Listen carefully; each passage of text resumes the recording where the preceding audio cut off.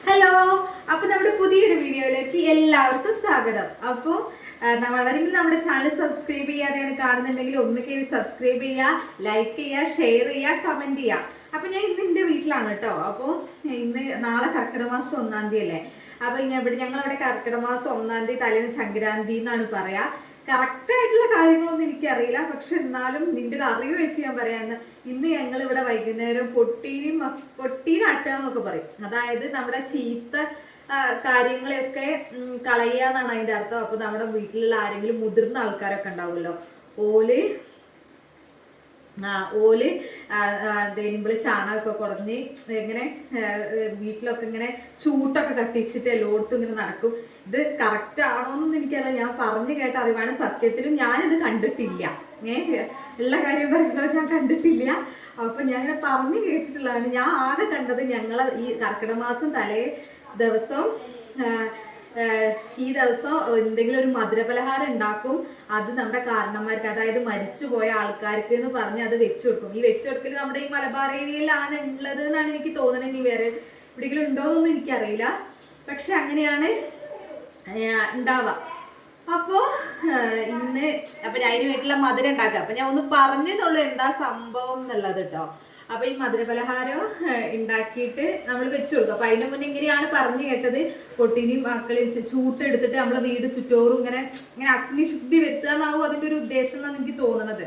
എന്നിട്ട് അത് ചെയ്യുക. എന്നിട്ട് അതിന് ശേഷം നമ്മള് ഇനി ചാണകം, അതാണല്ലോ നമ്മൾ ശുദ്ധി വരുത്തുന്നത്.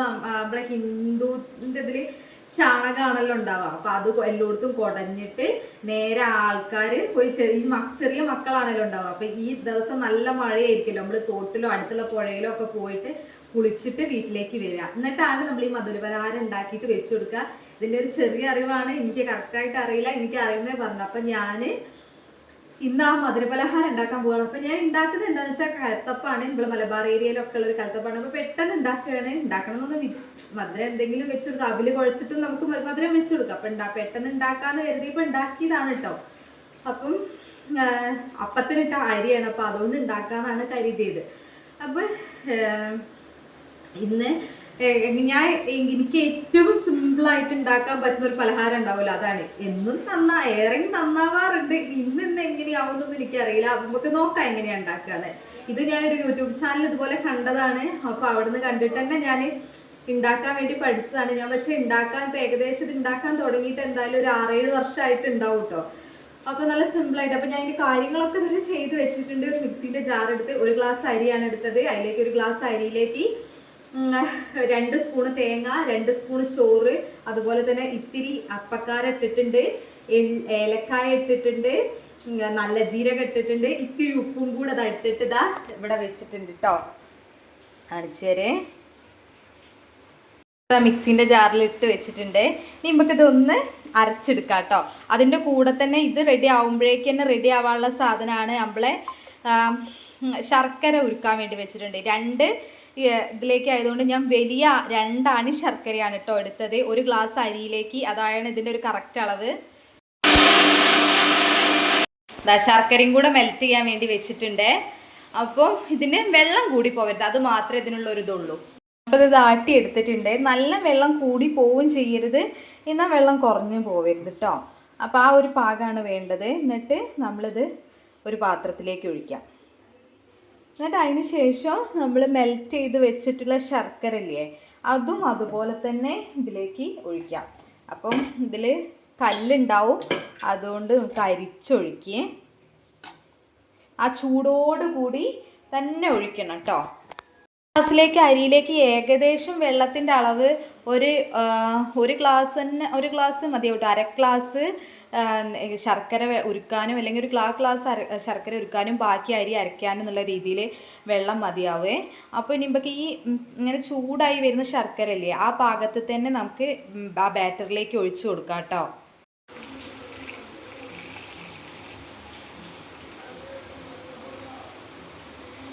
എന്നിട്ട് അത് സ്പീഡ് ഒന്ന് കട്ട് ചെയ്ത് ഇത് വേഗം തന്നെ ഇളക്കണം, അല്ലെങ്കിൽ ഇത് കട്ട് ചെയ്ത് പോവേ. അപ്പം നമുക്ക് ഇത് വേഗം തന്നെ ഇളക്കി യോജിപ്പിക്കാം കേട്ടോ. പിന്നെ ഇതിലേക്ക് നെയ്യിൽ തേങ്ങാക്കൊത്തും അതുപോലെ ചെറിയുള്ളിയൊക്കെ ആക്കി ഇതാട്ടോ. അപ്പോൾ ഒരു ടേസ്റ്റ് ഉണ്ടാവും. ഞാനതൊന്നും ചേർക്കുന്നില്ല, ഞാൻ അതിലേക്ക് എള്ള് മാത്രമേ ചേർക്കുന്നുള്ളൂ കേട്ടോ. അപ്പോൾ നന്നായിട്ട് യോജിപ്പിച്ചിട്ടുണ്ട്. അപ്പം ഇതൊരു ഇത്തിരി ലൂസായിപ്പോയി തോന്നുന്നുണ്ട്, പക്ഷെ ഇത്ര ലൂസ് വേണ്ട, ഒരു ഇത്തിരി കൂടെ കട്ടിയിലേനെ ഉണ്ട്. അപ്പം തണുക്കുമ്പോൾ ഒന്നും കൂടെ ഒന്ന് കുറുകും കേട്ടോ. അപ്പോൾ ഈ ഒരു പാകത്തിൽ മതിയേ. ഇറക്കി അടുപ്പത്തേക്ക് നമുക്ക് കുക്കർ വെക്കാം കേട്ടോ. എന്നിട്ട് അത് നന്നായിട്ട് ചൂടായിട്ട് അതിലേക്ക് വെളിച്ചെണ്ണയൊക്കെ ഒഴിച്ചിട്ട് വേണമെന്നുണ്ടെങ്കിൽ തേങ്ങാക്കൊത്തോ ചെറിയുള്ളിയൊക്കെ വേണമെങ്കിൽ അതിൽ വാട്ടാൻ. ഞാൻ ഇപ്പോൾ രണ്ടും ആ ടേസ്റ്റ് വേണ്ടാത്തത് കൊണ്ട് അത് രണ്ടും ഇടുന്നിട്ടില്ല കേട്ടോ. അപ്പം നമ്മൾ ഈ കുക്കർ നല്ല ചൂടാക്കണം. പിന്നെ ഞാൻ ഇത്രയും കാലം ഉണ്ടാക്കിൻ്റെ ഒരു അനുഭവത്തിൽ പറയാം, 2 ലിറ്ററിൻ്റെ കുക്കർ, ഇത് 1.5 ലിറ്ററാണ്. 2 ലിറ്ററിൻ്റെ കുക്കർ അല്ലെങ്കിൽ 3 ലിറ്റർ, ആ ഒരു കുക്കറിൽ മാത്രമേ ഇത് കറക്റ്റായിട്ട് നല്ല ഭംഗിയിൽ കിട്ടിയിട്ടുള്ളൂ. വലിയ 5 ലിറ്ററിൻ്റെ കുക്കറിലൊക്കെ ഞാൻ ഉണ്ടാക്കി നോക്കിയിട്ടുണ്ട്. പക്ഷേ അതൊന്നും നല്ലൊരു പെർഫെക്റ്റ് ആയിട്ടൊരു ഭംഗിയിൽ കിട്ടാത്ത പോലെ എനിക്ക് തോന്നിയിട്ടുണ്ട് കേട്ടോ. കുഴപ്പമൊന്നും ഉണ്ടാവില്ല, പക്ഷെ ഒരു കാണാനൊരു ഭംഗി ഉണ്ടാവില്ല, അത്രയേ ഉള്ളൂ. അപ്പോൾ നമുക്കിത് ചൂടായി ഇതിലേക്ക് നെയ്യും വെളിച്ചെണ്ണയും കൂടെ ചേർത്തിട്ട് നമുക്ക് നമ്മളെ ബാറ്റർ ഇതിലേക്ക് ഒഴിച്ചിട്ട് ഒരു 10 മിനിറ്റ് ലോ ഫ്ലെയിമിൽ വിസിൽ ഊരി വെച്ചിട്ട് നമുക്ക് വേവിക്കാവേ. ശ്രദ്ധിക്കേണ്ട കാര്യം എന്താ വെച്ചാൽ ഈ ഒരു പുക വരുന്നില്ലേ, അതുപോലെ നല്ല നമ്മുടെ കുക്കർ ചൂടായിട്ട് വേണം നമ്മൾ ഈ ബാറ്റർ അതിലേക്ക് ഒഴിച്ചു കൊടുക്കാൻ കേട്ടോ. അപ്പോൾ ഇവിടെ കുക്കർ നല്ല ചൂടായിട്ട് ഇത് ആവി വരുന്നുണ്ട്. അപ്പോൾ അത് കറക്റ്റ് പാകമാണ്. അപ്പോൾ നമുക്ക് അതിലേക്ക് ആവി ഒഴിച്ചു കൊടുക്കാം കേട്ടോ. നല്ല പുകയുണ്ട്. അപ്പോൾ ഫുൾ ഫ്ലെയിം തന്നെയാണ് കേട്ടോ.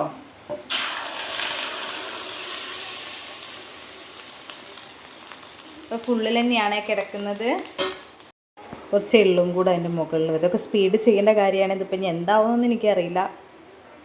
എൻ്റെ വിസലെടുത്തിട്ട് ഇത് മൂടി വെച്ചിട്ടുണ്ട്. ഇനി കുറച്ച് ഫ്ലെയിം കുറച്ച് വെച്ചിട്ട് നമുക്കൊരു 10 മിനിറ്റ് കഴിഞ്ഞിട്ട് നോക്കാം കേട്ടോ. നമ്മളെ കലത്തപ്പം ഇവിടെ റെഡിയാണ് കേട്ടോ. അപ്പം നമുക്ക് തുറന്ന് നോക്കേ. ഒരു ക്രാക്കൊക്കെ വീണ്, അതെന്താണെന്ന് അറിയില്ല, പക്ഷേ പെർഫെക്റ്റ് ആയിട്ടാണ് കിട്ടിയത്. ഒരു ഇത്തിരി ഒന്ന് ചൂടാറട്ടെ, എന്നിട്ട് നമുക്ക് ഇതൊന്ന് റിമൂവ് ചെയ്യേ. ഈസി ആയിട്ട് തന്നെ ഇത് കിട്ടുമോ, അടിയിലൊന്നും പിടിച്ചിട്ടൊന്നും ഉണ്ടാവില്ല കേട്ടോ. അപ്പം നമ്മളെ കലത്തപ്പം ഇത് റെഡി ആയിട്ടുണ്ട്. അപ്പം നമുക്ക് പാത്രത്തിലേക്ക് മാറ്റി കൊടുക്കാം കേട്ടോ. അപ്പോൾ ഇത് ജസ്റ്റ് ഇവിടെ ഇങ്ങനെയൊക്കെ ഒന്ന് എടുത്തു കൊടുക്കാം. കുറച്ച് സോഫ്റ്റാണ്, അധികം ഞാൻ ഉണ്ടാക്കുന്നെങ്കിലോ, അതുകൊണ്ട് കുറച്ച് വെള്ളം, ഇത്തിരി വെള്ളം കൂടിപ്പോയി. അതുകൊണ്ടാണ്, അത്ര വെള്ളത്തിൻ്റെ ആവശ്യമില്ലായിരുന്നു. അപ്പം ഇങ്ങനെ കിട്ടിയിട്ടുണ്ടേ. നല്ല ചൂടാണ്.